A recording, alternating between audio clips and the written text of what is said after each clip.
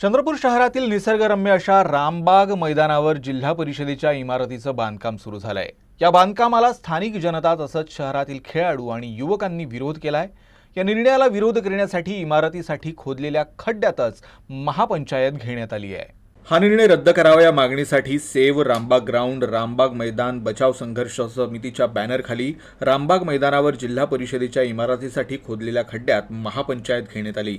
या महापंचायतीत चंद्रपूर शहरातील सामान्य नागरिक, खेळाडू, पोलीस आणि सैन्य भरतीसाठी सराव करणारे तरुण तरुणी, योगा ग्रुप आणि इतर सामाजिक संघटनांचे लोक मोठ्या प्रमाणात सामील झाले होते। या महापंचायतीत एकूण 8 प्रस्ताव सर्वसंमतीने मंजूर करण्यात आले। या जिल्हा परिषदेच्या इमारतीचं काम तातडीने थांबवण्यात यावं आणि ही इमारत दुसरीकडे बांधण्यात यावी यासारखे महत्त्वाचे प्रस्ताव सामील आहेत। आजच्या महापंचायतीमध्ये एकूण सर्वानुमते 8 ठराव मंजूर करण्यात आलेले आहे। जिल्हा परिषदेच्या नवीन इमारतीला रामबाग मैदानावर बांधकाम करण्यास आमचा विरोध आहे, सक्त विरोध आहे। या इमारतीचे तातडीने या ठिकाणावरून स्थलांतरित करण्यात यावे।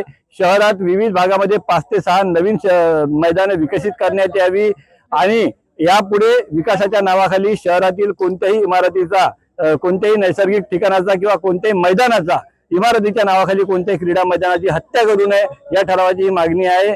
अशा प्रकारचे 8 महत्त्वपूर्ण ठराव या ठिकाणी आज मंजूर करण्यात आलेले आहे।